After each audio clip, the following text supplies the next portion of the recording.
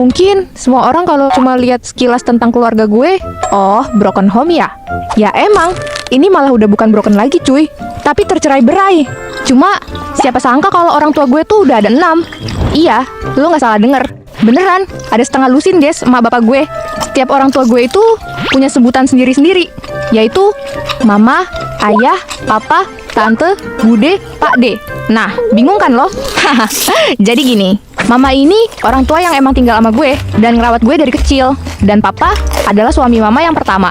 Sedangkan ayah adalah suami kedua mama. Mama sama papa dulu cerai waktu gue masih TK karena papa selingkuh. Habis itu, mama nikah lagi sama ayah pas gue kelas 5 SD.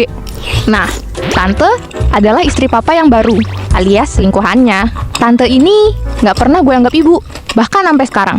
Sebelum ke inti ceritanya, gue ada cerita lucu nih. Zaman waktu SMA, dulu waktu pelajaran agama, guru gue pernah nanya kayak gini di kelas. Kalau disuruh milih, kalian mau orang tua mana dulu yang meninggal? Ibu atau bapak? Orang waras pasti akan jawab, gak bisa milih pak, sayang mereka berdua soalnya. Dan ya emang bener sih, kebanyakan temen gue semuanya jawabnya kayak gitu. Tapi pas pertanyaan itu ditunjukkan ke gue refleks langsung jawab, papa aja deh. Ya, guru gue cuma ketawa sih setelah dengar jawaban gue itu. Mungkin dia ngira gue cuma bercanda kali ya, atau karena emang gue lagi bete aja sama papa gue. Padahal sih enggak. Sialnya ya buat apa papa ada? Gue juga masih ada ayah yang selalu ada. Papa kontribusi apa emang di hidup gue? Ya, kasarnya sih gitu. Tapi ini nggak untuk ditiru ya guys ya. Nah, dari semua orang tua gue yang tadi gue sebutin, ada Bude sama Pak D kan? Nah, itu yang mau gue ceritain. Siapa sangka, ternyata sepupu yang selalu dibilang mirip banget sama gue tuh ternyata kembaran gue. Aneh banget kan? Dan kenapa gue baru taunya sekarang? Gini awal mulai ceritanya. Waktu itu, gue kebetulan lagi liburan di daerah Jabodetabek ke rumah sepupu gue yang namanya Era.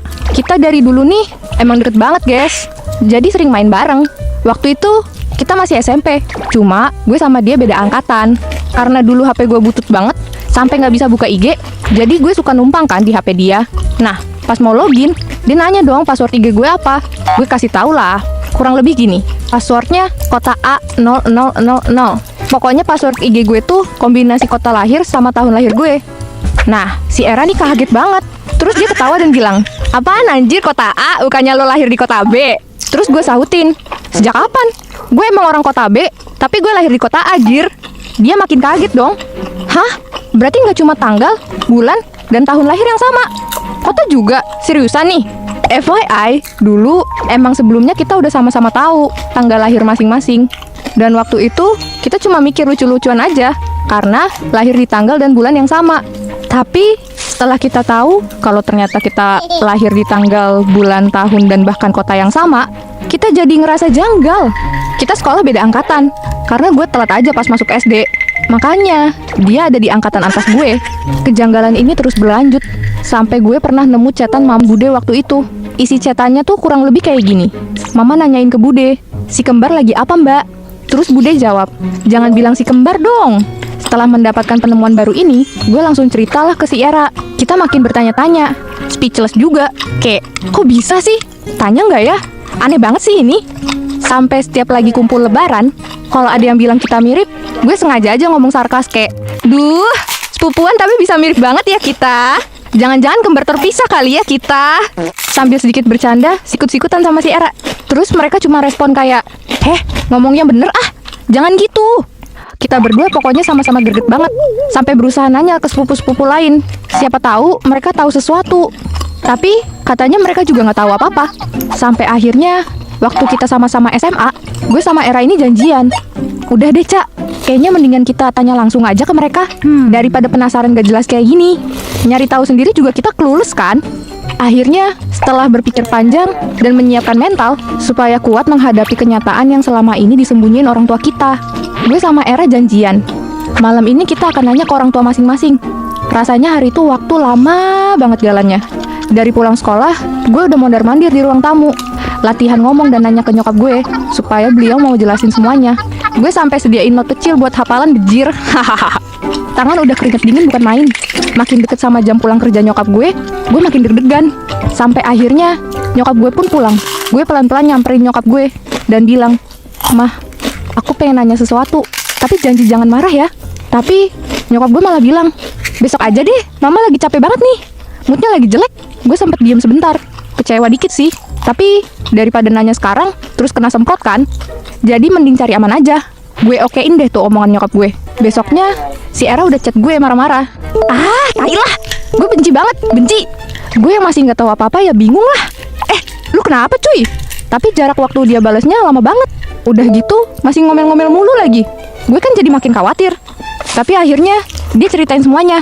Katanya semalam, dia udah nanya ke orang tuanya. Katanya obrolan mereka serius banget waktu itu. Kurang lebih kayak gini. Era nanya, Ma, Pa, jawab jujur. Aku sama Eca kembar apa enggak? Pade gue yang ditanya bukannya langsung jawab aja, malah cuma bilang, kenapa emangnya? Si Era yang kesabarannya setipis tisu dibagi 7 itu langsung ngegas dong. Dia tinggal jawab aja sih, Pak. Akhirnya dijawablah sama bude gue. Katanya gini, iya, kalian kembar sayangku. Udah kan? Bangke! Pantes aja si Era ngomel-ngomel. Ternyata bener aja dong. Selama ini tuh gue dan Era kembar. Terus si Era nanya lagi ceritanya. Ya, terus kenapa pakai dipisahin sih? Terus nyokapnya Era, yang ternyata ibu gue juga ini, jawab, nggak dipisah kok. Kalian kalau lebaran juga ketemu kan? Kayak mama sama Om Opi. Om Opi ini pak de gue yang lain, alias kembarannya bude gue juga. Gue makin pusing aja nih sama silsilah keluarga ini. Terus si Era jawab lagi, ya nggak bisa gitu dong. Emang mama sama Om Opi dipisah dari kecil? Enggak kan? Mama sama Om Opi pisah kan karena emang udah berkeluarga. Nggak adil kalau dibandinginnya sama aku dan Eca. Kenapa nggak bilang aja sih dari dulu? Drama banget hidup gue. Astaga. Bisa-bisanya baru tahu kalau sepupu gue ternyata kembaran gue. Nah, lanjut. Si bude jawab lah. Kamu belum cukup umur untuk tahu hal kayak gini sayang. Era yang denger jawaban itu langsung bete. Iyalah, gue jadi dia juga lempar Monas ke angkasa. Dan hebatnya lagi, abangnya Era ini juga nggak tahu kalau ternyata adiknya punya kembaran. Nah, gimana kalau dari sisi gue dan mama? Di hari berikutnya, gue minta mama buat ngobrol berdua aja di ruang keluarga. Ayah soalnya hari itu udah berangkat kerja. Jadi, sisa kita berdua. Gue tanpa babi bu, langsung aja nembak mama dengan pertanyaan. Mah, aku kembar ya sama Era? Mama sempat diem sebentar. Terus, minta gue buat lebih deket ke beliau. Dan dia meluk gue. Iya sayang, kamu kembar. Kenapa? Udah penasaran dari lama ya? Gue mau nangis saat itu. Gue bilang, kenapa mama gak bilang dari awal, mah? Dan jawaban mama tuh sama banget kayak ibunya Era. Katanya gini, kamu belum cukup umur sayang. Mama takut kalau dulu mama bilang, kamu bakal kesel. Sekarang kan kamu udah lebih dewasa. Ya udah mama baru bilangnya sekarang. Maafin mama ya. Dan setelah hari itu, gue udah gak pernah nanya lagi. Gue bahkan gak tahu kenapa dipisah. Soalnya, setelah obrolan hari itu, gue sama mama nangis karena terbawa suasana. Bahkan, gue juga masih manggil orang tua biologis gue tuh Bude Pakde. Kenapa nggak manggil mama papa juga? Nggak semudah itu sih untuk ngubah kebiasaan lama. Karena dari kecil juga, gue udah biasa sama mama. Walaupun Bude Pakde itu orang tua biologis gue, tapi yang ngurus gue dari kecil ya mama dan ayah gue. Kenyataan ini emang nggak mudah buat dihadapi, tapi pelan-pelan gue mulai terbiasa. Walaupun kadang pas kumpul lebaran, gue suka ngerasa canggung juga sih kalau ketemu Bude sama Pak De. Tapi ternyata setelah kejadian ini, gue malah dapet cinta kasih yang lebih banyak lagi. Gue jadi bisa lebih sering main bareng sama Era. Kita jadi lebih deket dan lebih seru aja. Ya, walaupun namanya juga saudara, pasti ada juga sih berantemnya. Tapi itu nggak bikin kita pisah kok. Pesan gue buat temen-temen, ada kalanya hidup ini penuh dengan kejutan dan drama yang nggak bisa kita prediksi. Tapi, bukan berarti kita harus menyalahkan keadaan. Pelan-pelan kita harus belajar untuk menerima dengan ikhlas apa yang sudah terjadi di hidup kita. Semoga teman-teman semua yang hidupnya juga banyak drama kayak gue, bisa melaluinya dengan semangat ya. Sekian dari gue. Tunggu cerita lainnya ya. Bye-bye.